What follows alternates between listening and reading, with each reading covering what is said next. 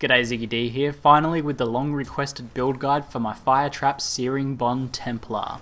So while you guys enjoy the background footage, which just shows, how the build works in different farming situations, including maps, I'll give a bit of an overview, an explanation of the high level concept behind this build. So my idea with this particular build was when Searing Bond came out, I wanted to make a build that really focused on it. The skill seemed quite lackluster, and I think most people agreed that it was, or that it wasn't a main skill to be using. And that might be somewhat true, but at least with this build I was able to push the idea of pure burn damage, so not focusing on the actual fire damage, since the only way to buff Searing Bond, and indeed the Fire Trap ground burning effect, is through burn damage and not through actual fire damage. So my concept with this was just to focus purely on that burn damage side of things, and to make it otherwise a defensive and utility style build, and just to see how far I could push either of those two things. Overall, this build was super fun to level, probably the most fun I've ever had leveling any build ever. So yeah, pretty good, even more powerful than, like doing different poison arrow builds that I've done, with Silver Branch and stuff in the past like that. Just Fire Trap and Searing Bond together were amazing to level with. So before I get into the really specific stuff, I'll just give a bit of an overview of how the different things work in the actual build. So firstly, Fire Trap is kind of the main skill. I wanted Searing Bond to be the main skill, but I don't think it can work in all situations. However, Fire Trap is good in pretty much most situations. So in this build I've linked, I have two separate Fire Traps, both in the Searing Touch unique staff, so they get 2 extra levels on each of them, so they do a fair bit of damage just from that. And then I also have one linked with increased burning damage, the new support gem, and also increased area of effect. So that just helps mobs stay on that burning ground. So a lot of people, when they make Fire Trap builds, they focus on the initial burst fire explosion, and then usually have things like chance to ignite and proliferate with that.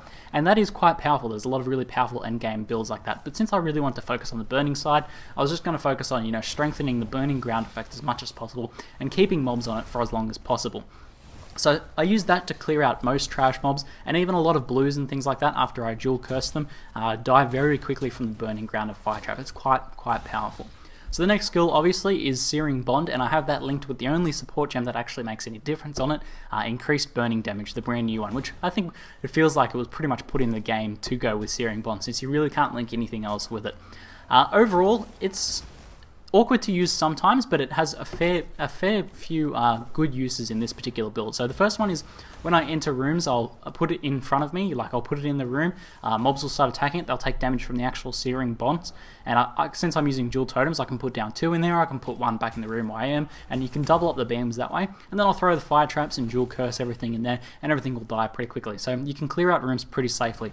And the other one is to put 2 Searing Bond totems just behind a rare mob, and then just stand just in front of it, so it's getting hit by 3 beams total, and it gets DPS down very fast. At the moment, the skill is level 18 through the +2 skill gems, and overall, you can't see the DPS in the actual tooltip, but calculating it out based on my increased burning damage things, my passives and my gear and my support gem, they do about 1300 DPS each per beam. So when you stack 3 of those up, or even just 2 of those up, it's pretty decent DPS for endgame, very viable certainly. So the next thing you might have noticed me using is these zombies. I have 3 of them at the moment, and I'm just now starting to spec in endgame towards those to make them a little bit more powerful. Now, my idea with those was just to provide an extra layer of defense. They help keep mobs on the Fire Trap ground effect, which is really important to keep mobs there. It stops ranged attacks from hitting me as often, and they also have minion instability, so they explode. Now, I also have that linked to chance to ignite, and currently minion extra health to just increase the damage and survivability of them. But later on, I plan on switching that out with Proliferation, so I can just increase another extra burn damage, because you can actually stack the burn damage from Fire Trap ground effect, from Searing Bond, and from ignite through minion instability, all on top of each other. So you can apply a lot of different burn dots at one particular time, and with all my increased burning passives, mobs can take a fair bit of damage from that. The final thing just to mention is that I'm currently using dual curses. I'm using Elemental Weakness and Flammability.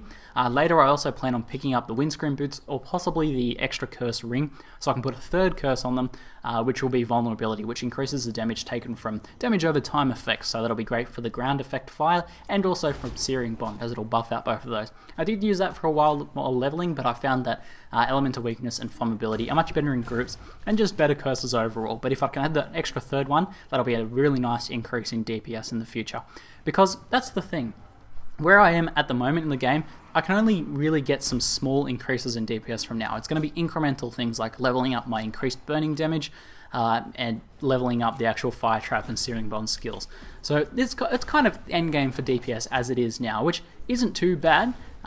However, I do tend to struggle on particular mobs that have fire resistance and curse immunity. That's the big weakness of this build, and most builds have some sort of big weakness, or at least one, notable weakness, and that's definitely the case with this one, that, fire resistant mobs with curse immunity can just take forever to kill, so sometimes I'll even just skip over those types of mobs, but otherwise, fairly effective in endgame so far. Started pushing into maps and been having a fair bit of success. I've also been farming the newly upgraded Merciless Act 3 zones with their higher increased level, and not a problem at all, fairly good.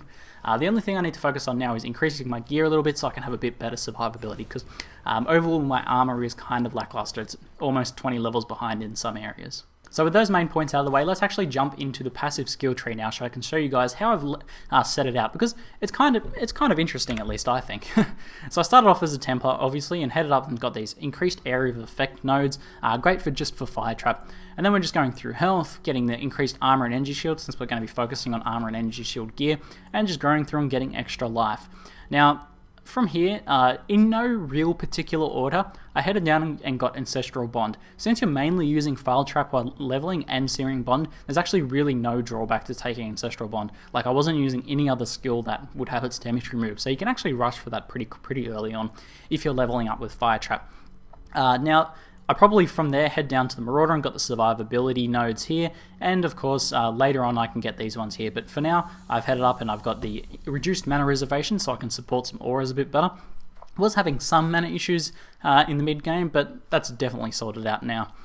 And then later on I head across here, I'm getting this extra health in the middle here, and this one here is a very notable one. So the reason I actually head into the center in the first place was I was originally going to go down and get Iron Reflexes, but I'm kind of rethinking whether that's worth it or not. But definitely this totem range here, 15% increased totem range, works with Searing Bond.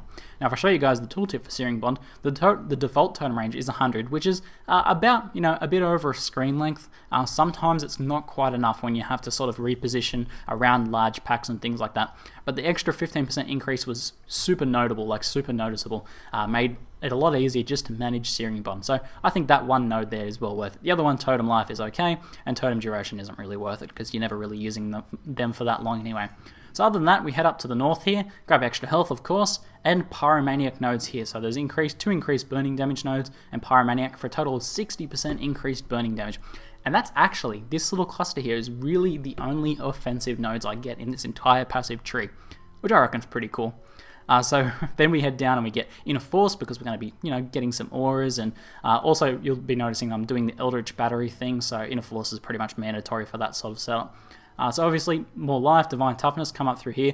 Next thing I went and got was the dual cursing, so Hexmaster, Whispers of Doom, dual curse is very a main part of this build. And then around Merciless, mid-Merciless, I picked up Eldritch Battery for the extra mana. Now this one is debatable. I think you could probably get away with not having it and having increased survivability by having a large pool of energy shield. But I really like the flexibility Eldritch Battery gives. Lets you support more auras. Later on I can support, 2 40% auras and a heap of other minor auras and things like that, but also still had tons of regeneration, tons of mana to really, get those fire traps and things like that out. But, it's something I can easily adjust and spec out of later if I want to add more survivability. Now, just something I've just recently started adding was the whole Minion instability zombies sort of setup. So Minion instability is obviously only one node away, so I thought there's a good chance I can test this out and it'll be good, and it actually worked out to be pretty good. So other than that, I'm working across here to get the increased Minion life, and then I'm going to get one additional zombie, and I'm pretty much going to stop there in terms of additional zombies. Then I'll come down and get the damage. I've opted for the increased damage over increased life over here, and I won't be bothering with the Spectres obviously, but this is because the increased damage also works on Minion instability. It's slightly more, it means you won't have as much survivability on your zombies, but when you want your zombies to be exploding, to be dying, extra survivability isn't too much of an issue, since you actually want them to be taken down to the 33% life so that they can explode, dealing the extra damage for enemies. So that's at least my plan for that. So other than that, where to from here is just to get more life, and to finish filling out those increased minion nodes and things like that.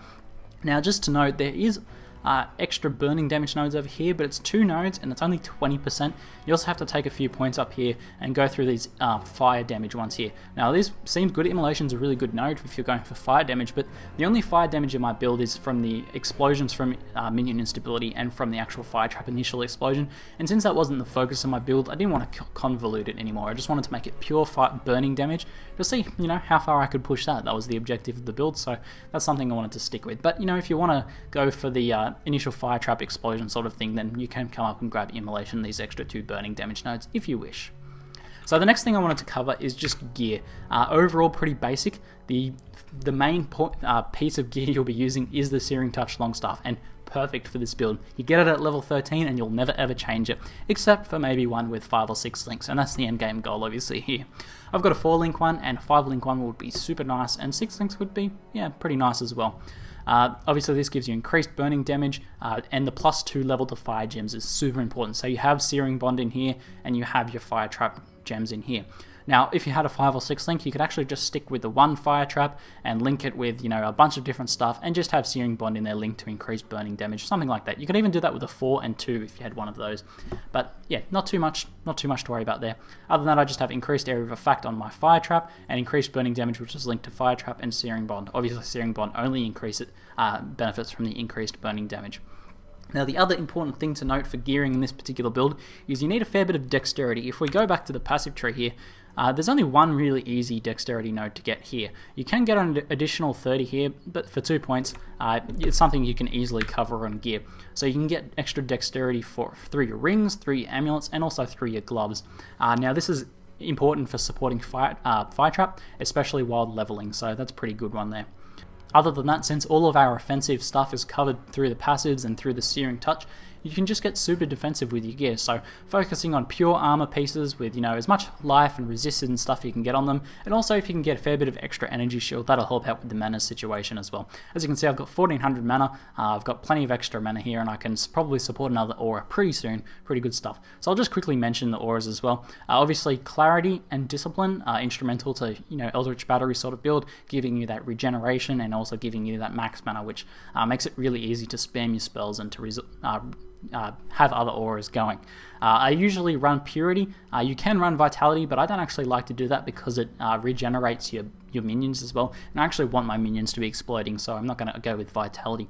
But you can go with the shield one, the armor one, which I've got here, Determination. I always forget the name of that one. You can go for Determination as well to increase your armor out a bit, but since overall my armor is actually very lackluster at the moment, I have like a very terrible amount of armor, 1400, so 15% reduction. Once I get better gear, I'll really try and put Determination on my build so that I can increase that armor out much more.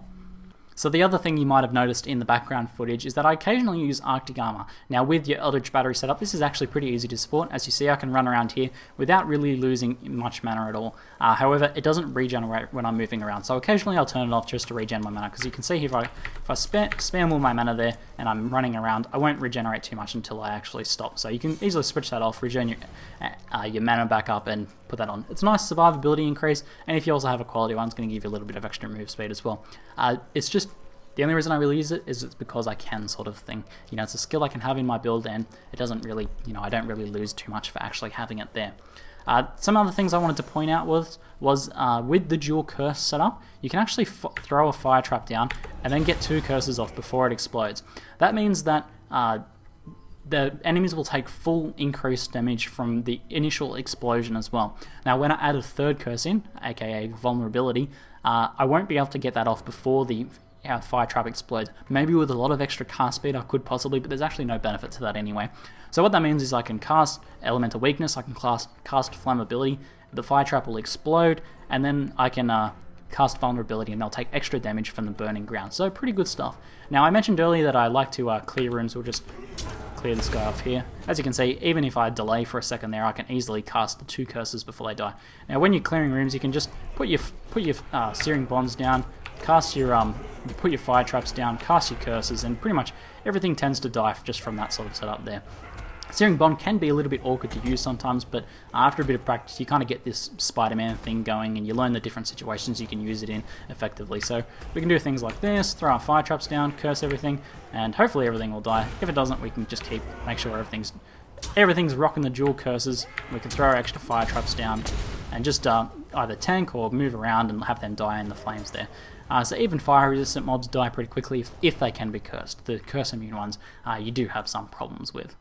So hopefully I covered everything. This build is, as I said, it's a lot of fun to level, and it's actually been pretty fun at endgame. I've told myself, coming from closed beta, that I wouldn't really bother getting into the map system unless I found a build that I was really enjoying. And since I have actually been really enjoying this build, I've started taking it into maps and been having a pretty successful time with it. Anyway, hopefully I covered everything. If you think I missed anything, if you have any further questions about the build, please feel free to ask them in the comments below.